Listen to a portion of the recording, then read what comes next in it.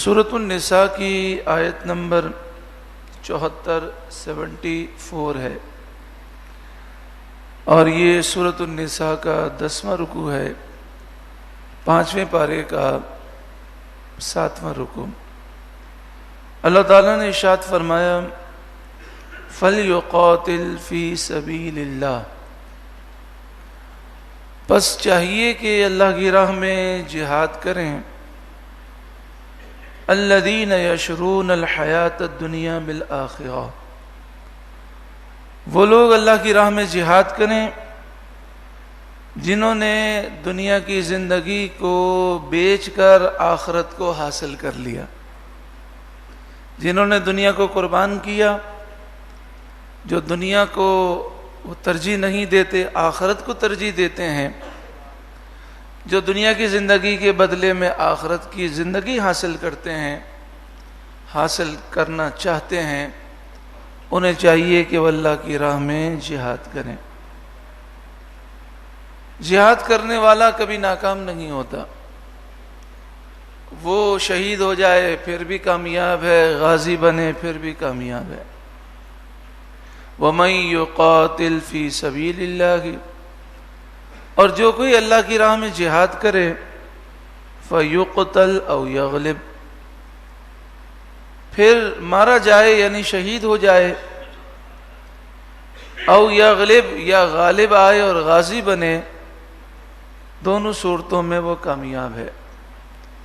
فَسَوْفَ نُؤْتِيهِ أَجْرًا عَظِيمًا، پس ان قریب ہم اسے اجر عظیم عطا فرمائیں گے۔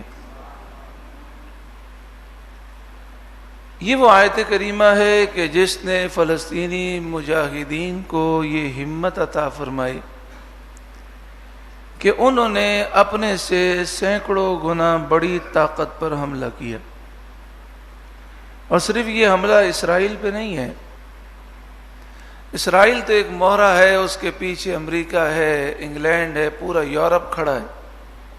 آپ دیکھیں یورپ کتنا کھڑا ہے کہ یورپی یونین نے تمام سوشل میڈیا کے جتنے بھی ذرائع ہیں ان کو خبردار کیا ہے کہ تم نے کوئی خبر بھی ہمارے خلاف یا اسرائیل کے خلاف چلائی تو تم پر جرمانہ ہوگا، اور کوئی بھی خبر جس سے فلسطین کو فائدہ پہنچے وہ چلائی تو تم پہ جرمانہ کریں گے۔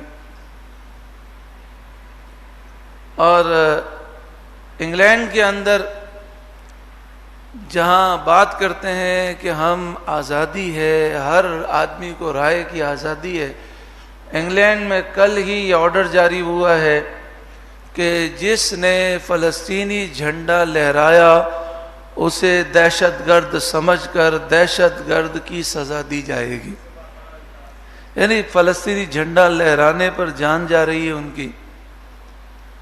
اور انہوں نے یہ بھی اعلان کیا ہے کل کہ انگلینڈ کے اندر کوئی فلسطینیوں کے حق میں حمایت میں ریلی نہیں نکال سکتا۔ تو صرف اسرائیل پر حملہ نہیں کیا فلسطینی مجاہدین نے، بلکہ سمجھ لیجئے کہ پورے یہود و نصارہ کی طاقتوں کے سامنے وہ کھڑے ہوئے ہیں۔ اب سوال یہ ہے کہ کیا اتنی بڑی طاقت سے مقابلہ کر سکتے ہیں؟ تو اس آیت کریمہ نے انہیں حوصلہ دیا کہ یہاں پر فتح و شکست کا دار و مدار نتیجے پہ نہیں ہے، صرف جہاد پر ہے۔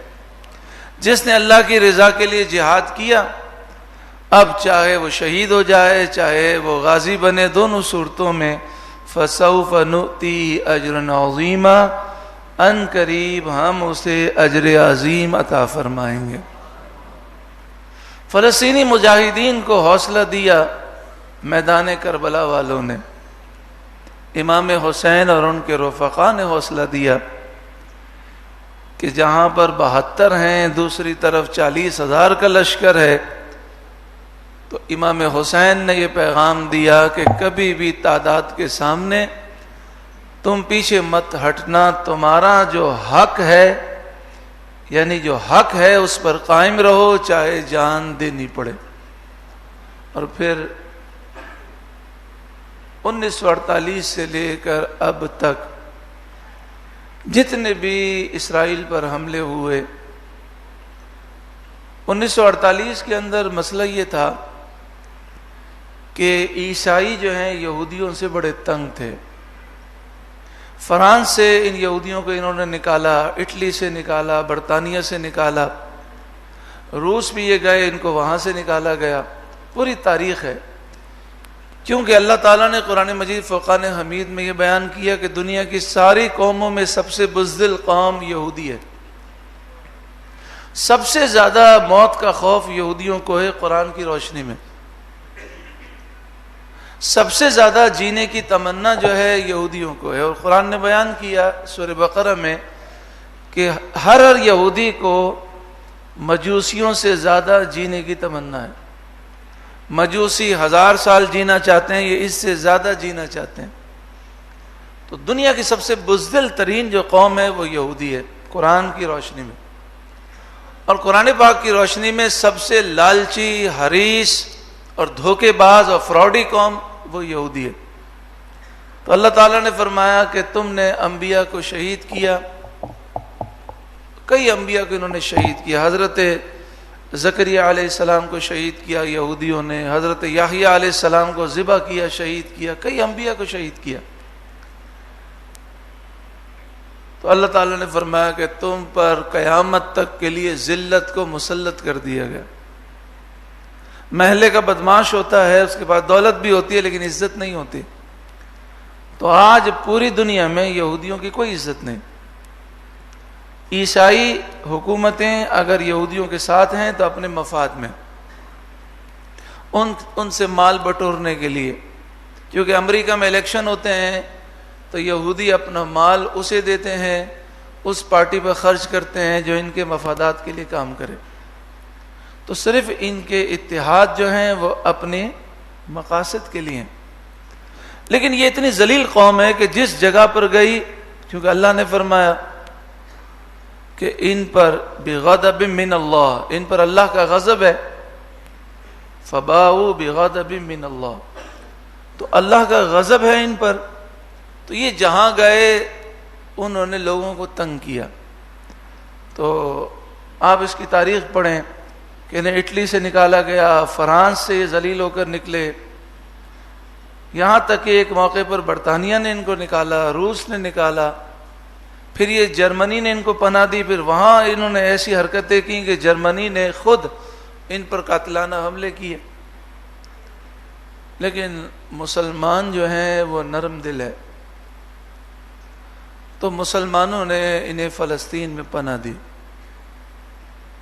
1917 کے اندر انہوں نے پناہ لی فلسطین میں، جب پوری دنیا سے انہیں نکال دیا گیا. اور پھر فلسطین میں بڑھنے لگے. اور جب دوسری جنگ عظیم ہوئی 1944 سے لے کر 48 تک، اس دوران جرمنی نے قتل عام کیا ان کا. اور ہٹلر نے یہ بات کہی تھی میں چاہتا تو سارے یہودیوں کو مار دیتا، لیکن میں نے یہودی اس لیے چھوڑے ہیں تاکہ دنیا کو پتہ چلے میں نے یہودیوں کو مارا کیوں تھا. جب یہ دنیا میں فساد کریں گے اور لوگوں کو احساس ہوگا کہ یہودی کتنے ظالم لوگ ہیں تو ان کو احساس ہوگا اور کہیں گے ہٹلر نے صحیح کیا. تو پھر 1944 سے لے کر 48 کے درمیان انہوں نے درخواست کی اور ہم مسلمانوں نے انہیں پناہ دی اور یہ فلسطین میں آ کر بسنے لگے. ان کے بحری جہاز جب وہ چلتے تھے فلسطین کی طرف تو اس پر لکھا تھا کہ ہمیں پوری دنیا نے قتل کیا ہے، مسلمانوں سے پناہ کی اپیل ہے. مسلمانوں نے انہیں پناہ دی فلسطین میں. اب مسئلہ یہ تھا کہ عیسائی یہودیوں سے تنگ تھے اور مسلمانوں کے دشمن تھے. تو عیسائیوں کا، خاص طور پر انگریزوں کا ایک رول ہے ڈیوائڈ اینڈ رول. لوگوں کو تقسیم کرو، لڑاؤ اور پھر آرام سے حکومت کرو.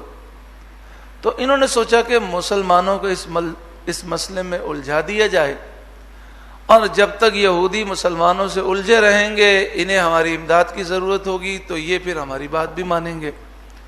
تو انہوں نے کیا کیا کہ اقوام متحدہ کے ذریعے ایک قرارداد پاس کرائی کہ فلسطین میں جو یہودی ہیں ان کے لیے ایک ریاست بنائی جائے. اس قرارداد کو مسلمانوں نے ریجیکٹ کر دیا، تو انہوں نے یہ کیا کہ زبردستی وہاں پر ریاست قائم کر لی. اور کتنے حصے پر؟ فلسطین کے 5% حصے پر ان نے ریاست بنا لی. اگر اسی وقت دنیا کے مسلمان اٹھ کھڑے ہوتے اور وہ جنگ کرتے تو آسان تھا، لیکن پھر آہستہ آہستہ یہ مضبوط ہوتے گئے، اور 1967 کی جنگ کے بعد ان کی حدود اور بڑھ گئی، اور انہوں نے شام کے کچھ علاقوں پر قبضہ کیا، اردن کے علاقوں پہ قبضہ کیا، لبنان کے علاقوں پہ قبضہ کیا، اور ان کا گریٹر اسرائیل کا پروگرام ہے. پھر اس کے بعد انہوں نے 1967 کے بعد یہ کیا کہ مثال کے طور پر یہ فلسطینی آبادی ہے، یہاں تک یہودی ہیں، تو یہ کیا کرتے؟ یہ کہتے کہ جناب یہ فلسطینی مسلمان ہم پہ حملہ کر سکتے ہیں، حملے کا خوف ہے، تو ہم اپنے ڈیفنس کے اندر اس علاقے کو خالی کر رہے ہیں. انہوں نے زبردستی اس علاقے کو خالی کیا. پھر کچھ دنوں کے بعد انہوں نے یہودی آبادی کو وہاں تک پہنچا دیا. پھر کہنے لگے ہماری آبادی مسلمانوں کی آبادی کے قریب ہے، پھر حملے کا خطرہ ہے تو پھر پیچھے. یوں کرتے کرتے اب یہ 78% فلسطین پر قابض ہیں، اور فلسطینی مسلمان جن کا اپنا ملک ہے وہ ملک کے اندر پردیسی بن گئے. 22% حصہ جو ہے جہاں پر فلسطینی آباد ہیں، صرف 22% حصہ، اس میں غزہ کا حصہ بھی ہے اور مغربی کنارہ بھی ہے.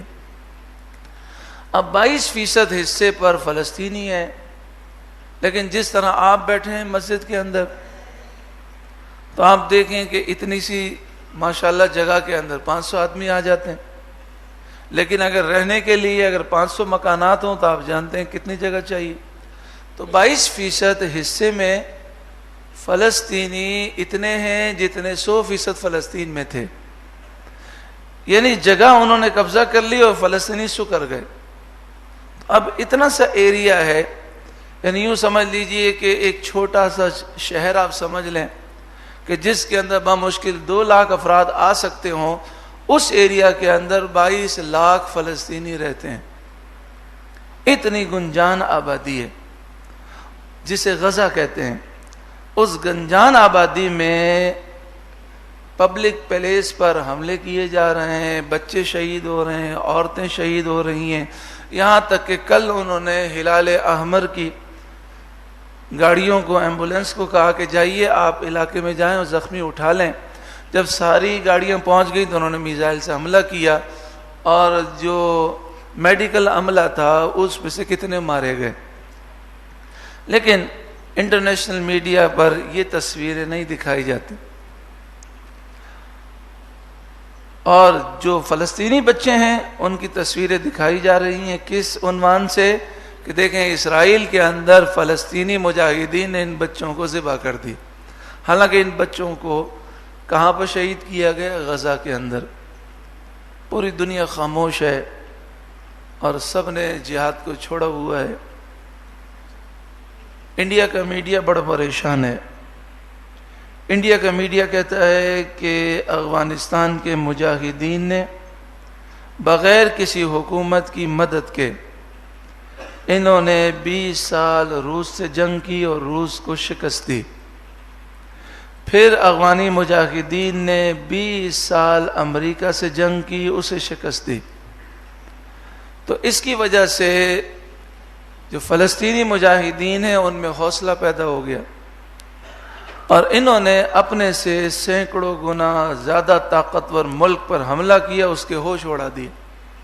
ابھی تک ان کے پاس کوئی جواب نہیں کہ یہ مجاہدین آپ کے ملک میں کیسے گھسے اور کس طرح انہوں نے 1400 افراد کو قتل کیا، جہنم میں پہنچایا.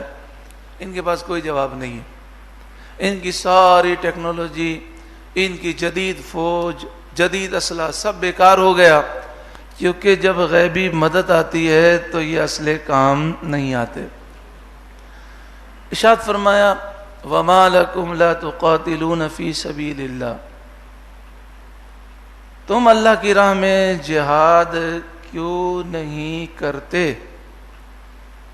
اے مسلمانوں، ایسا لگتا ہے جیسے آیت ابھی نازل ہوئی. 57 نہیں 61 اسلامی ملک ہو گئے، 4 تو روس سے آزاد ہوئے. 61 اسلامی ملک، 170 کروڑ مسلمان، ایٹمی طاقت مسلمان ہیں. دنیا کی 4 سب سے مضبوط کرنسیاں مسلمان ملکوں کی ہیں، اور 5ویں نمبر پر انگلینڈ کا پاؤنڈ ہے. اس سے پہلے 4 ملک دیکھیں تو بحرین، قطر، بحرین، کویت اور اس طرح کے عمان اور اردن، ان 4 ملکوں کی کرنسیاں سب سے مضبوط ہیں. ہم ڈالر کو روتے ہیں، ذرا آپ جا کر دیکھیں کویتی دینار 900 روپے کا ہے. تو سب سے مضبوط جو کرنسی ہے کویت ہے. پھر اس کے بعد یہ 4 ملک یعنی 3 ملک آتے ہیں. تو 4 ملک اسلامی ملک ہیں جن کی کرنسی سب سے مضبوط ہے.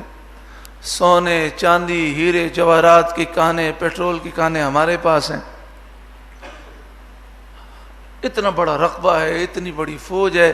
صرف ہر ملک کی فوج جمع کریں تو 1 کروڑ 2 کروڑ تو فوج اسلامی بن جاتی ہے. وَمَا لَكُمْ لَا تُقَاتِلُونَ فِي سَبِيلِ اللَّهِ. اسرائیل مسلسل بچوں کو شہید کر رہا ہے، عورتوں کو شہید کر رہا ہے، پھر بھی امریکہ مدد کے لیے بحری بیڑا بھیج رہا ہے. لیکن ہم مظلوم مسلمانوں کے لیے صرف یہی کہنے کے لیے کافی ہیں، جی ہم آپ کے ساتھ کھڑے ہیں. سعودی عرب بھی بیان دے رہا ہے ہم فلسطینیوں کے ساتھ کھڑے ہیں، پاکستان بھی بیان دے رہا ہے ہم فلسطینیوں کے ساتھ کھڑے ہیں. کھڑے ہونے کا مطلب یہ ہے کہ ہم کھڑے ہو کر دیکھ رہے ہیں کہ تم کب مر کے ختم ہو جاتے ہو، انتظار کر رہے ہیں. وَمَا لَكُمْ لَا تُقَاتِلُونَ فِي سَبِيلِ اللَّهِ. تمہیں کیا ہو گیا، تم اللہ کی راہ میں جہاد نہیں کرتے. وَالْمُسْتَضْعَفِينَ مِنَ الرِّجَالِ وَالنِّسَاءِ وَالْوِلْدَانِ. حالانکہ کمزور مرد اور عورتیں اور بچے، الذین یقولون، وہ جو کہتے ہیں، ربنا، اے ہمارے رب، اخرجنا من هذه القریۃ الظالم اہلها، اے ہمارے رب ہمیں اس بستی سے باہر نکال جس کے رہنے والے ہم پر ظلم کرنے والے ہیں. فلسطینی مسلمان صرف بیت المقدس کے لیے رکے ہوئے ہیں، لیکن غزہ کی کیفیت کیسی ہے؟ 2007 سے غزہ کو جیل بنایا گیا ہے. پیچھے سے مصر نے سرحد بند کر دی اور آگے سے اسرائیل نے بارڈر لگا دی.